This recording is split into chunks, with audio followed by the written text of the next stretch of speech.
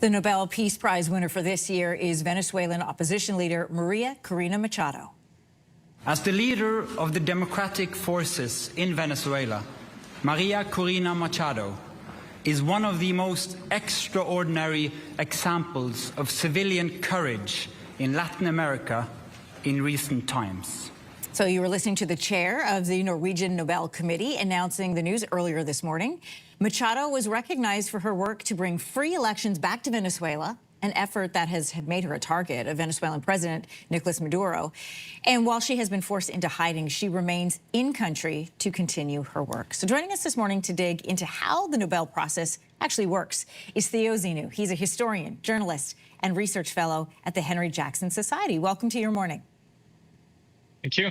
First off, I want your reaction to Machado being awarded the Nobel Peace Prize. It's a great choice. She embodies everything the Nobel Peace Prize is meant to embody. She is an activist, she believes in democracy, and she's out there putting herself on the line. So it's a reminder that people who claim to get the Nobel Peace Prize are people who actually take risks, who have skin in the game, if you will.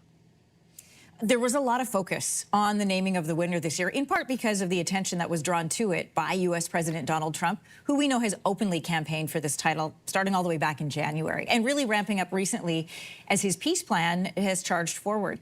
We know that he's also claimed that he has ended wars between Israel and Iran, Pakistan and India, Rwanda and the Democratic Republic of Congo, Thailand and Cambodia, also Armenia and Azerbaijan, Egypt and Ethiopia, and finally Serbia and Kosovo.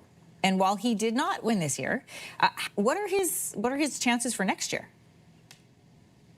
Well, we're still very, very early on in the game. But concretely speaking, world leaders can now nominate him for next year. They have until January. After that, the Nobel Committee will examine what he's done, what he's accomplished, and whether he deserves it. What we have to remember is that Donald Trump has a very facile understanding of peace. For him, peace is the absence of people bombing, countries bombing each other, right? But peace actually takes a lot more than that. It's not just a ceasefire. You need a process of dialogue. You need a process of reconstruction.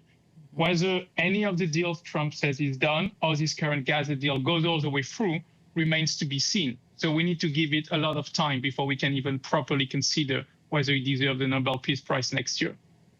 The chair of the committee was asked today about the pressure from the U.S. and international supporters, and he responded that it comes down to the work and the will of Alfred Nobel, who, by the way, won the award for his creation of dynamite. A note to this is actually written into the will of Alfred Nobel. So what does the committee look at when they decide who they'll award the Peace Prize to? They look for an individual or group that has increased, quote-unquote, fraternity between nations, that holds peace congresses. Essentially, that's appealing to the better angels of our nature, that's elevating humanity. Now, I will leave it up to your viewers to decide whether Donald Trump will ever fit that bill. Have there been other controversial figures who have won this award in the past? There's been many controversial figures. Henry Kissinger won the award for helping broker an end to the Vietnam War, for instance. But there's never been someone quite like Donald Trump who so openly campaigns for it, which is in bad taste as far as the committee is concerned, and then who's so openly divisive and belittling of others. Finally, I want to give the final focus and the final attention to the winner from this year, yes. Ms. Machado. Tell me a little bit more about the work she's doing right now, and will she even be able to accept this prize when it's awarded in December? She is in hiding, we know.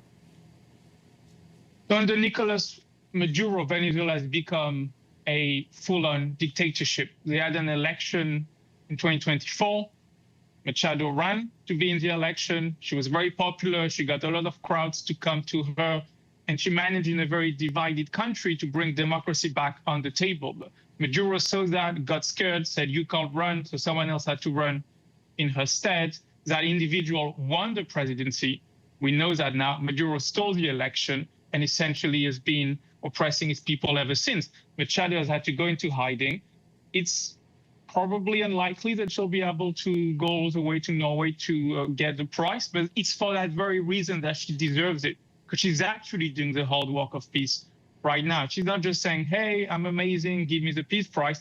She is putting the hours and she's risking her life. Theo Zinu, historian and journalist. Great to talk to you this morning. Thank you. Likewise. If you like that video, make sure to subscribe to the Your Morning YouTube feed, where you can find all kinds of new content posted every weekday morning.